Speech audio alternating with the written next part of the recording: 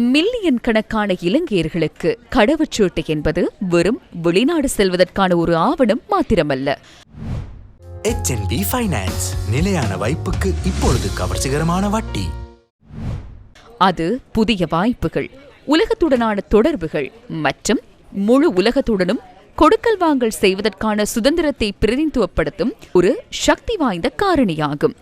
தற்போது இலங்கை கடவுச்சீட்டின் அந்த பயணம் ஒரு புதிய எழுச்சியின் அறிகுறிகளை காட்டி வருகிறது. 2026 ஜூலை மாதத்தில் வெளியிடப்பட்ட அண்மைய ஹென்லி கடவுச்சீட்டு சுட்டெண்ணுக்கு அமைவாக இலங்கை சர்வதேச அளவில் 93வது இடம் வரை முன்னோக்கி நகர்ந்துள்ளது. 2025ஆம் ஆண்டின் பிற்பகுதியில் இலங்கை 98வது இடத்தில் இருந்த நிலையில் இது 5 இடங்கள் கொண்ட ஒரு குறிப்பிடத்தக்க வளர்ச்சியாகும்.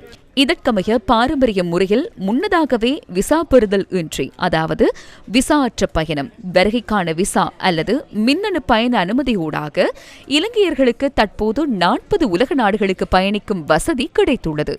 இது 2026ஆம் ஆண்டின் ஆரம்பத்துடன் ஒப்பிடுகையில் மேலும் ஒரு நாட்டின் இணைப்பாகும்.